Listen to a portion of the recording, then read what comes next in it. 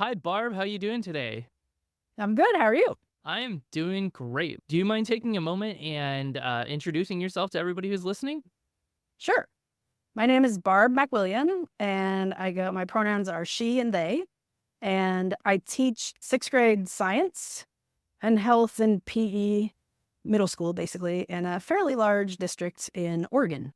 That's awesome. I love having science teachers on because it's like the opposite of what I do. So it's Oh, there you go. always a fun perspective to get. Let's talk a little bit about your experience as a queer student. What was that like? Well, actually, I didn't really know I was a queer student, which isn't all that uncommon, at least people of my age anyway. And so, I remember in high school, I was super annoyed with all of my girlfriends who were completely boy crazy. And they would make up these names, like nicknames for all the people that they liked so they could have conversations without people knowing.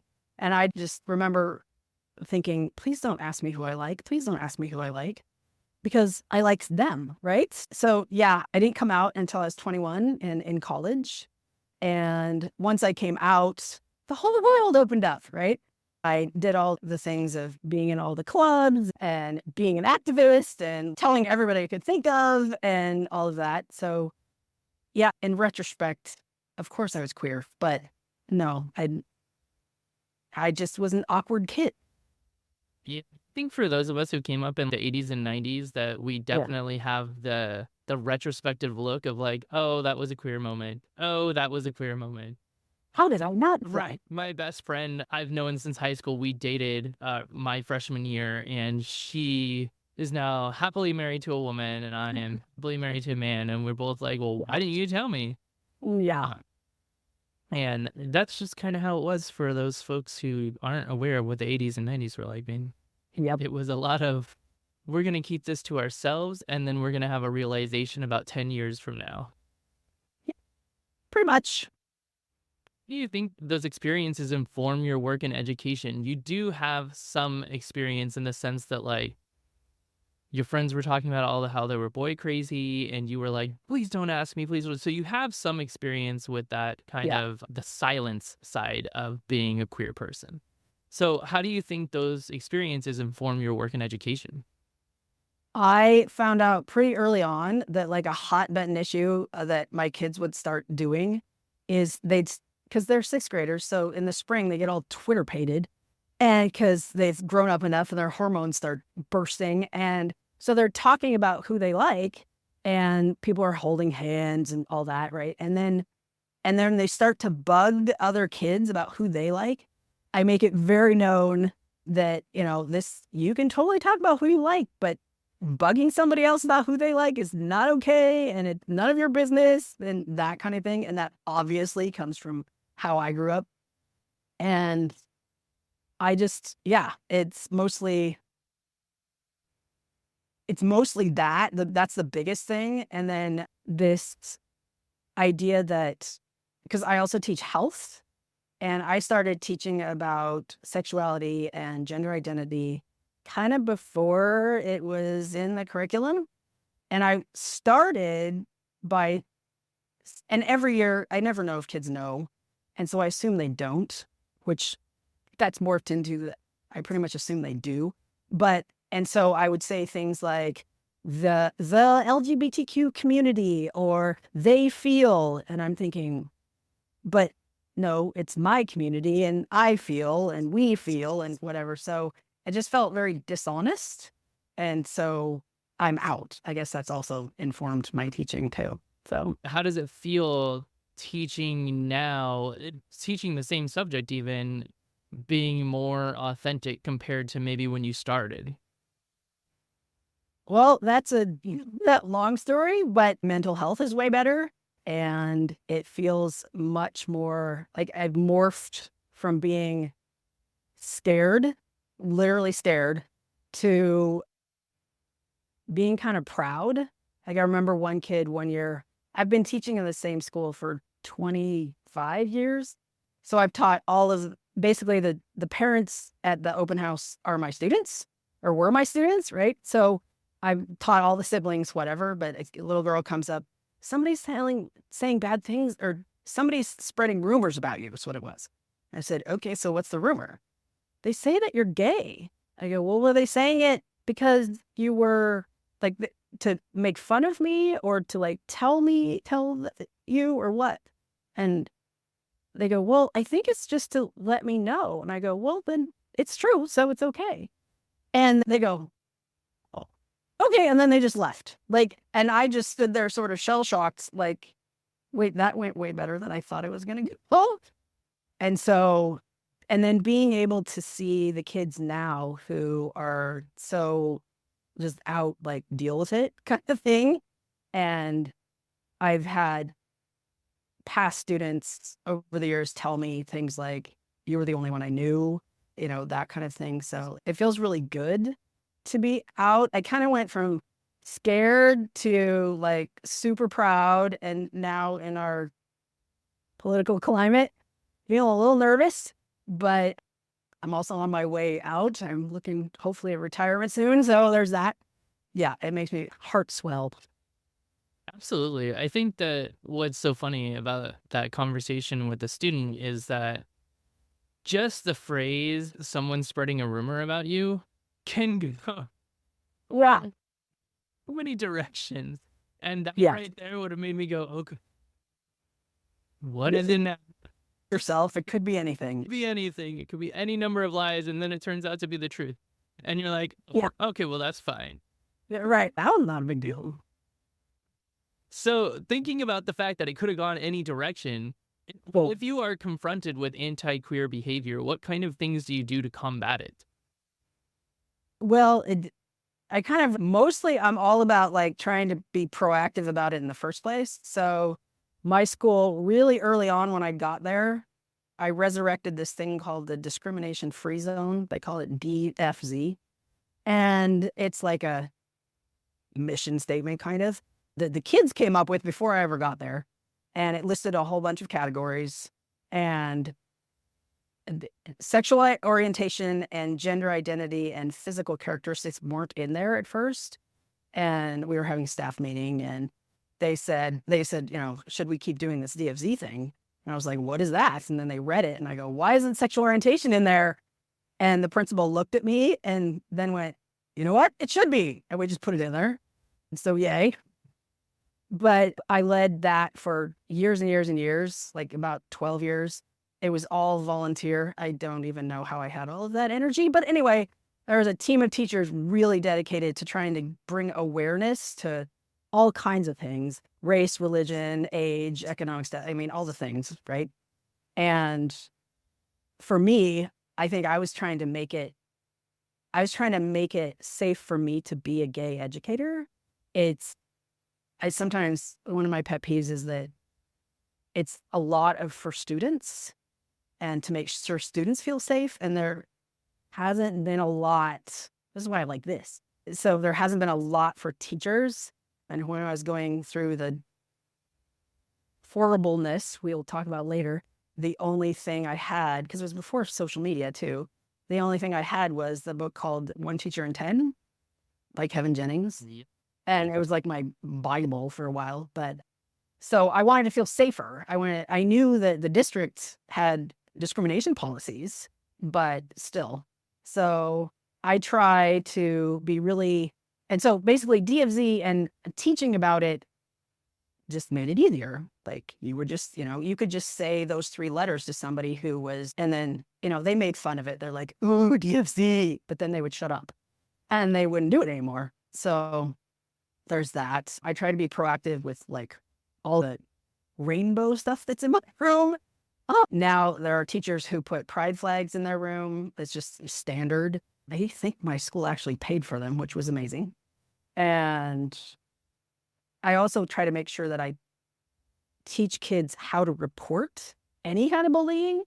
And we have a link that's on all of their MacBooks and like how to do that. And then I'm like, okay, so if you don't think something's happening, tell me and I'll figure it out.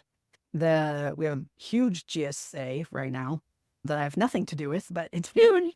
And the district sponsors a Pride Fest for 6th through 12th graders, I think, every year, which is amazing. And then I also, and it's not so bad anymore, but for a little while there, I had to do a big spiel about, okay, Halloween is coming. Let's talk about stereotypes. Or spirit days. Let's not do that one or that kind of thing. So that happened too. My They're most, so interesting because I they know, will be so bad, and I'm just sitting there going like, the advisor didn't really like think about that one. yeah, I've had to be like, we're canceling that one. You got to figure something else out. But just like the end of this year, I was just tired. There's still some kids making fun of, he's wandering around with a pride flag. He doesn't know what it means. And he's, doing things he shouldn't be doing. And I just pulled him aside. I go, look, I'm gay. That offends me. Quit it. Like, and they're like, oh, sorry. Yeah. I'm like, I give up. Where? So, Sounds what? Yeah. I do appreciate you mentioning that there are so many resources for queer students. That is one of the reasons that I started this podcast, as well as the community that's growing out of it, is to make sure that there are always resources for queer educators too. So stay tuned, folks. More to come on that. But I definitely think that there needs to be more space and resources and community for queer educators, because honestly, we deal with a lot of crap. We deal with a lot of crap, and we are very tired. And it's isolating anyway to be a teacher. Like, you're in your own classroom, and over the years, I have less and less time to be able to talk to other teachers just in general. And so you kind of feel like you're the only sixth grade science teacher when really you're not. And then it's worse when you're like, are there other lesbians out there? There aren't any in my school. Like, where are you? Where are you? Send the flare. Oh. Yeah. I absolutely understand that. And what's wild is also when you're trapped in your classroom with teenagers or preteens, and it's just like, oh gosh, just give me a break. So I totally understand that. And I think you're absolutely right. I mean, I don't think a lot of people realize how isolating being a teacher is. And one of the best advice I got from people who eventually became dear friends to me, but they were just like colleagues my first year teaching, was like, get out of your classroom and find people, even if it's going to be a person across the hall. And so I became best friends with the two women who were across the hall from me. And like, if I needed to vent about something, I could walk over, I could vent, and then I could walk back and I would be fine. And I think that is so necessary, because I don't think a lot of people, especially in teacher training programs, I don't think they're preparing people for the isolation. You are in a room with children by yourself for hours. Yeah. Hours. And it feels like maybe that wouldn't be isolating, but it absolutely is. Well, yeah, you can't have any kind of adult conversation. I don't care how old the children are. I mean, I was teaching 18 and 19-year-olds who, seniors, some of them 18, some of them 19, and I was having adult conversations with them. They were still children, and I was still treating them as though they were children, because that is my job. Yeah. And so it's like, having those tiny moments, though, are so helpful, especially in, I would say, your first 5 years. Having someone you can talk to, if you can get someone and connect with someone, I think it will help push you past the fifth year, which is where most people stop teaching. Yeah. Just transferred to teaching college. Yeah. I did get out of K-12, but I'm still in the classroom. I think the other advice is and it goes along with this, I guess, but like, don't eat in your classroom. Don't have lunch in your classroom. Go somewhere else. For me, it's down the hall to the other science room, and we have adult conversations. But yeah, when I stay in my classroom all day, like, then I'm just always thinking about all the stuff I have to do. Yep, absolutely. And it's funny because I used to eat my lunch during my lunch with people either outside or another classroom, another space. And then during my off period, I would spend maybe 10 minutes in my classroom with the lights off. Just like decompress. Yeah. Decompressing all the things.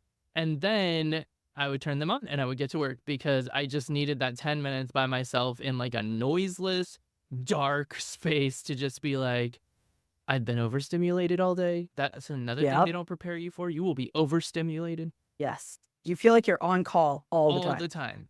And Yeah. you really are, because even those off Yeah. periods are optional nowadays. Yeah. So you might get a call that, someone had to go home sick, you need to cover a class. Um, so when you have those moments, take them or go sit under a tree or something, like do something Yeah. that you need to for 5 minutes and just have that peace. And I love that we're talking about this because it actually leads into what I want to ask you next, which is what advice would you give to a queer educator about showing up authentically at work? I started reading my question and it tripped up my brain. Brain, eyeball. Yeah. I would say, and again, I'm alluding to the story that will be later, but know what your district's discrimination policy is, what it says.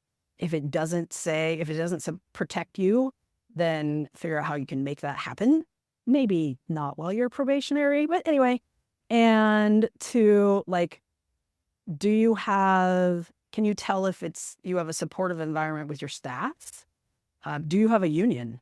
My union was instrumental in the fact that I'm still teaching. And will they go to bat for you? Because you can have a union and that sometimes doesn't mean much. But having the support of your staff, like being out to your staff and knowing that that's okay, is a godsend, and that they'll have your back. Have a support system at school, like someone you can vent to, or the principal when you're like, hey, this parent won't stop messing with me, or why do they want to pull their kid out of my class, or whatever. And also outside of school, you need a support system. Whatever that is, that's important. My story is messed up, but at the same time, I would do it all over again the same way, or not the same way exactly, but I would do it again. Like, if at all possible, figure out a way to show up authentically. It really erodes part of your being to not be able to be authentic. And then to see the double standard of people who are married or who have kids of their own or whatever, or, people within the school are dating each other or whatever, like, and for you to not, like, to leave. For me, when I left that at the door, like, it did something to me. It wasn't healthy. Yeah, I think that's a huge struggle that a lot of heterosexual folks don't realize, is that so much of their heterosexuality, like their actual sexuality, because newsflash, heterosexuality is a sexuality. Much of their sexuality is so natural for them, but it is questioned constantly for queer people. Yeah. And it's the simple things, like, even if you were to date someone on campus, like if there was another lovely, lesbian math teacher and you were to date on campus, it would be like, you can't let people know about this. Like, right. It would make people nervous. When like the baseball coach and the math or the volleyball coach start dating each other, like that's fine as long as everybody wants to know about it. And they're like, oh, isn't it cute? Oh my God, I love this so much. Yeah. And I think that's so interesting because we hear a lot in the queer community, like, why does everything have to be about you being gay? And I'm just like, all right, then let's talk about just how you live your daily life as a straight person and where sexuality shows up. And they're like, well, that doesn't count. And I was like, well, that's all we're asking for.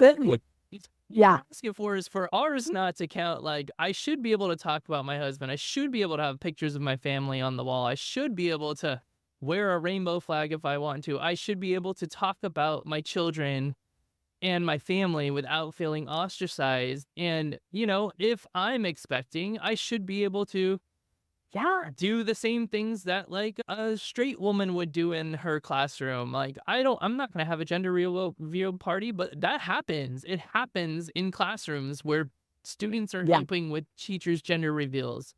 It happens that, students have helped with marriage proposals. I mean, I have dear friends where he went to her school and had made signs for the students to hold up to propose marriage. And I was like, I love you both. That would be a problem if I were to do that. That's called privilege. Yeah. Yeah. And Mhm. like these are really fantastic people and all that. So I'm not discrediting what he did. What I'm saying is that we should be able to do that too. Exactly. So let's talk a little bit about the educational community and what it could do to be more inclusive so we don't have to sit here going like, what about me?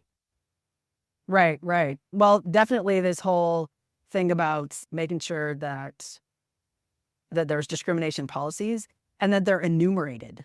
Like it doesn't just say be kind to everyone or whatever. Like it needs to be spelled out and it needs to say students and staff, not just students or not just implied or whatever. And then it also needs to very explicitly say what the consequences for students and staff, I guess, too, are for if you are going to be homophobic, this is what's going to happen. And if it's not that way, things get, or it's more vague, I guess, things get very mixed up. And then it depends on your administration in that building as to whether something happens. It depends on, what kids said what to who. And then you're like, wait, they both said a slur. Like, what? So, yeah, those things are, I think that's the teeth that allow someone to be authentic and to also believe you that about you back this up, being able to, and I don't know how you exactly do this, but the districts or educational communities, as you say, somehow showing up for us, showing up for the LGBTQIA plus community and showing that you trust us with children. Like, I don't know how you do that exactly, but because that's the thread, especially with parents or with people who don't even have children in the schools, that like they'll weave that in of like, are you sure you want little Susie being taught by Barb? Like, I've heard some things like stuff like that happens. And if you don't have a discrimination policy that's pretty much airtight, you're kind of screwed. Absolutely. I think that that is really on point because I dealt with the first school that I taught at had very loose rules because they were trying to, Mm. treat the children like adults and Oh, okay. make it feel more like a college campus. Like dress code was like basically entirely up to the principal's discretion. And I was like, look, y'all Going badly. have a dress code, but like you really want to let this woman be the deciding factor on whether or not your clothes are okay? Like at least having Mm. some ground rules is gonna make it a lot better than like what she feels like at this moment. Like Yeah. Yeah. bare minimum. And then I had an issue where they were revising like I think it was extracurricular code of conduct. It was specific to students, but they were talking about discrimination and harassment. And I said, you should explicitly put in the term sexual orientation and gender identity. And they were like, well, we're not going to do that, but we would protect them, right? I was like, I know that. I also know there's laws to protect me. However, I studied that and I'm an adult and I can figure that out. This is for 12-year-olds to 18-year-olds. Yeah. They're not going to know that they're protected unless you tell them they are protected. Yeah. You You have to can't be put it in specific. code. Exactly. You can't be like, well, it all falls under sex discrimination, like it's the penal code. But like, yes, What does that mean to a 12-year-old? right. I understand that gender identity and sexual orientation fall under sex discrimination until recently when they were added to Title VII and then eventually Title IX. Like, recently. I Yeah. understand that. I am almost 40 years old and I've had time to learn these things because I've had time to fight for that wording to be put in place so it is no longer elusive. Yep. And I think that you're absolutely correct that if our educational communities want to show up for us, they have to show up in writing and they have to hold to it. Yeah. Yeah. Not lip service. Yep. I think the other thing is when they're, and I feel like my district does a pretty good job of this when we're adopting new curriculum. And it's hard because like we just got new last year, we got new health curriculum, and they weeded out so many different curriculums because they didn't have sexuality. They didn't talk about pregnancy. They didn't talk about any of that stuff. And so we only had 2 curriculums to choose from. So To all of you out there who want to build curriculum, we need comprehensive sexual education curriculum that is a viable option for schools to actually use. We should not be afraid of the word pregnancy. I just don't understand how, like, statistically you can see when you teach abstinence, that ain't happening. So right. how do we really go, okay, we're going to do the science-based, we're going to do the statistic backed up curriculum. So folks who create curriculum, get on it. Let's see it. Let's go. Yes, lots and lots. Hiring diverse staff, that would be important. Having libraries. So there's a GSA sponsored section of our student library because they were amazing. The year that I didn't have to do anything. They're like, we're going to raise money and we're going to buy books for the library. Great, go for it. And I didn't think it would really happen. And it did. And it was awesome. And this last year, they started banning them. They started taking them off the shelf. But having kids having access to those books in the library, and what else? Oh, well, that's pretty much, those are the things. I just read a news article about a teacher who was put on suspension for just telling her students that they have free access to the Brooklyn Library online. Like, there's a library program, and it didn't say explicitly that she was saying, so go get gender queer or go get these banned books. She go was just learn like, how to do day. Here's this library that's free for you. And she was put on suspension because the kids would have access to those banned books that the state is trying to ban. Put on suspension. Oh my God. Okay. I'm feeling very lucky right now. I mean, I realize that I'm like on the, we'll call it liberal continuum over here. And so when I say, oh, you should be out, and I know that's not even remotely possible in some places, but yeah, in this, like, and they wonder why we're worried, why we're scared, why we second guess ourselves, because crap like that can happen. That makes me angry. Me too. And I think what's wild for me right now is the people who don't wonder why we're worried or whatnot, but think that we're just overreacting. And I'm like, that makes me angry too. Except for there's actual things happening to queer people right now. Right. Like, there's evidence. I don't know what you want me to say. We didn't make it up. No. Yeah. So we've reached a point in the interview where we have a Ask a Queer Educator question. Today's question comes from Audrey from Des Moines. And Audrey says, were you ever concerned about being a queer person in education? And from what I gather, you've got a story to tell. I do. Let's see. I'm going to try to do the short version. My student teaching year, my mentor teacher, at least that's what they called them then, was a supporter of the Oregon Citizens Alliance.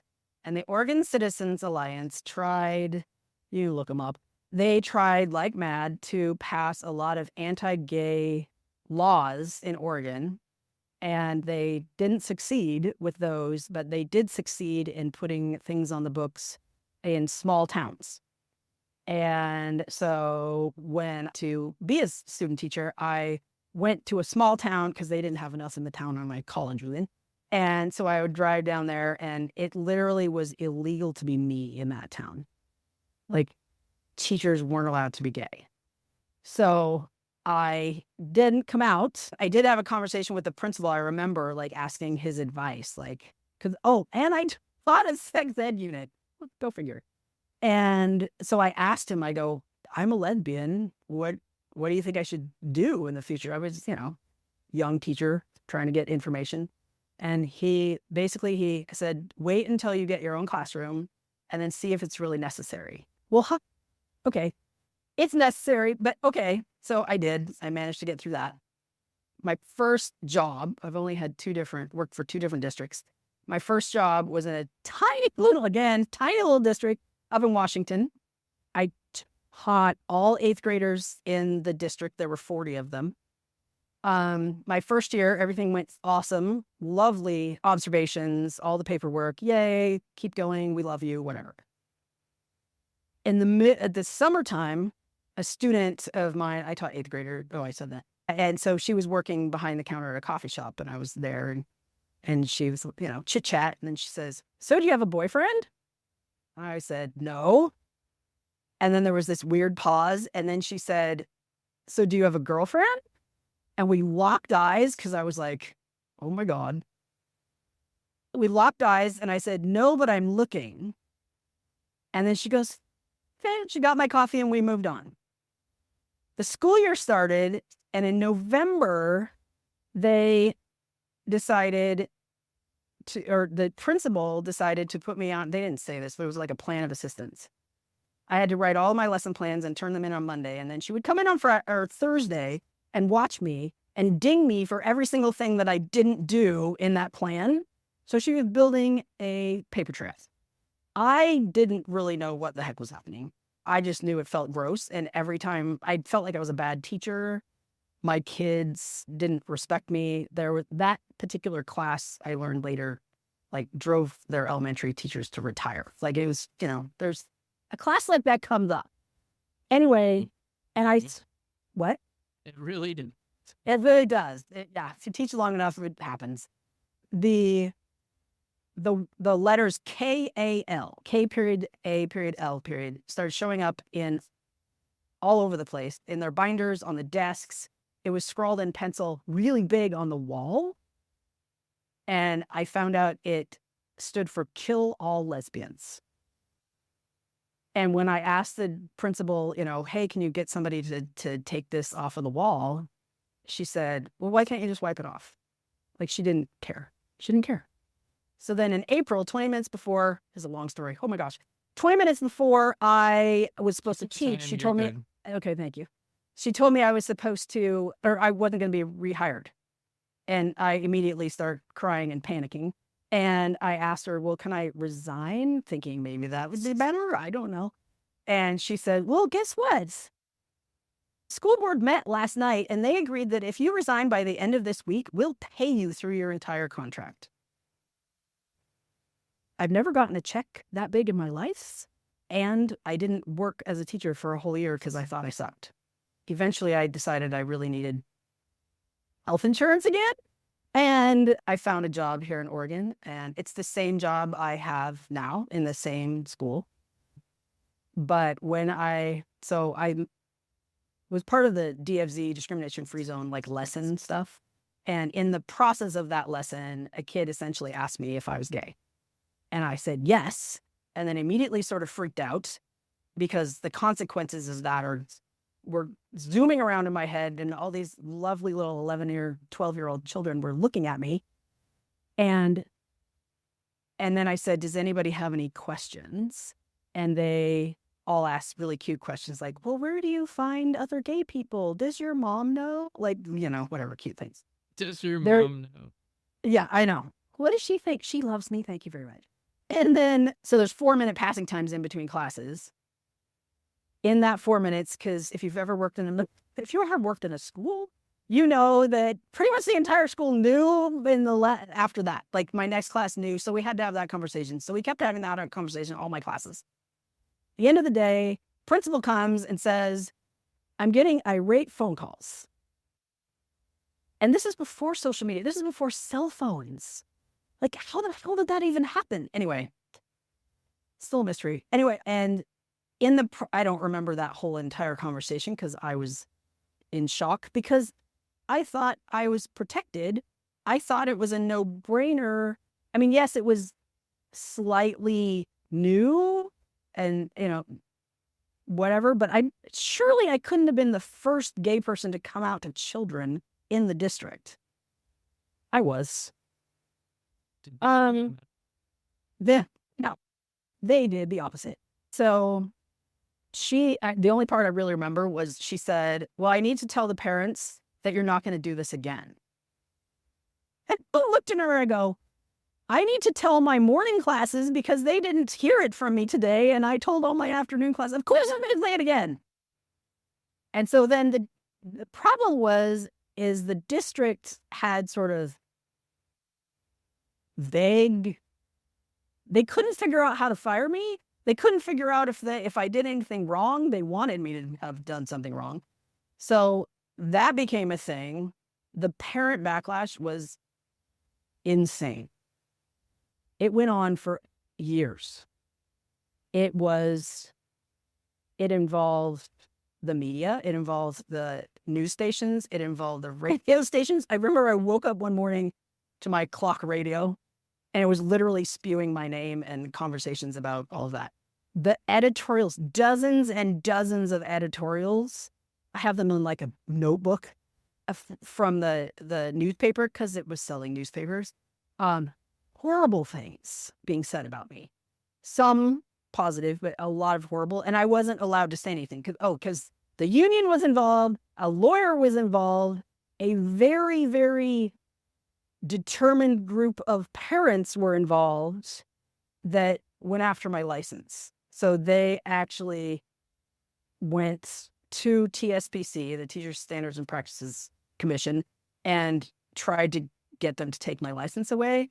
And the lawyer actually, she was surprised. She's like, I didn't realize I had to go to bat and actually convince those people that you weren't trying to make people gay. Like, it was ridiculous. But in the end, I was able to keep my job. The principal was no longer there. That's where I knew, like, during that whole thing. Determined parents. They printed the letter that they gave to TSBC they had a huge stack of it. He came bursting into my room at the end of the year with them, is why I know this, but they went at the end of the year. So this happened in March. And at the end of the year, they went to all the feeder schools to my school. And as the kids on the last day left, they handed this letter to all of the parents. So then the next year, when they got their schedules and my name was on it, all these parents pulled their kids out. And then every couple of years, it kept happening because siblings, right? So it lasted for a very long time. And then DFZ had to be canceled that year because it was too much. And it was an absolute nightmare. I would still do it again. Like I said that earlier, I would still do it again because I think it was important. I wish I had been more confident in myself, but like I wasn't, because they were attacking my mental health. They thought I was trying to convert children. They called me suicidal, like she's not in her right mind, all that. And so then I wasn't able to take any sick days because it would just fuel the fire. So I kind of went into, disassociated. I left that part of me out of the building for years. And I eventually had to take a year off to like work through all of that. And best thing I did, it really helped. But I don't know. If you're up for the fight, it's worth doing. Yeah.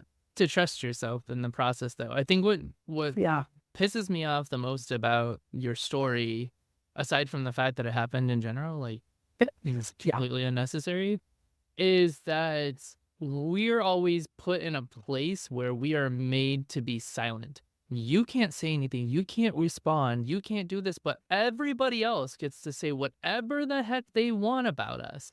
Yeah. And we're not supposed to engage, and we're not supposed to respond, and we're not supposed to share our side of the story ever. And that part is the part I can't get behind. I respond in comments. I respond to people on social media. I stand up for things. I speak because we are done being silent. This whole program exists because I am done letting people silence us. And I am so frustrated by the fact that, like, the result is, oh, some controversy happened, so they're gonna say all these things. It would be so much better if you just didn't respond. But then that like silence is just making other people think that by not responding, all those things are true. Because Yep. that's all the information that's out there. There's no rebuttal to it. Right. There's no I debate. had to rely on other people to write other editorials. Like, and thank goodness I had that. But oh, oh, and then that whole thing of like when you were talking about teachers dating each other, like they did a whole spread in the newspaper a few months after this started about a group of students in a class who made a dating profile and found the husband for the teacher. And that was splashed over the newspaper, how it was so wonderful and so lovely. And I was just like, you're giving me a migraine. Do you not see? Do you not see? The cognitive dissonance that happens whenever the word queer appears is just mind-boggling. Yeah. How there's such an immediate double standard, and like far worse things can happen as long as it's with heterosexual people. Yeah. It's wild. It is so wild. It is wild. Hey, Barb, I just want to thank you so much for spending time with me and being so vulnerable with your story. I know it happened a while ago, but I can tell that it still has a little impact on you. But I'm glad we could share it because Yeah. with modern technology, I mean, this situation is happening a lot to queer teachers all around the world, and now it's Yeah. coming from like inundated emails and social media messages and people who are not even in the state or country, like just spewing all this hatred. And so Yeah. it's nice and also frustrating to know that this is just 20-year-old tactics happening with new technology. You know, Yeah. that it's not a new thing. People have gone through this and survived it in the past. I think that's one of the things that is hard for people to grasp, especially now when they're going through it, when you're just inundated with negativity, that there are people who've come before you who have been in this situation and they have survived. And not only that, like now they're thriving. And you know, Yeah. you're getting ready to retire, man. Like Yeah. you have things to look forward to. And so I just want to thank you so much for not only sharing your story, but like for utilizing your resources, you using your union, and like uh still being here teaching, because Thank you. I mean, you didn't have to. That's a hard thing to go through, and you did it, and you're at the same place, which is also a hard thing. Like Th- you, Yeah. you did this very thing and you stayed for 20 years. Like, I'm wow. pretty stubborn. I didn't want them to win. I'll show you. No, I'm in the right here, and you're just gonna have to figure it out. Well, thank you again for your afternoon. I really appreciate it. Well, thank you for having this platform. It's pretty incredible. Good job.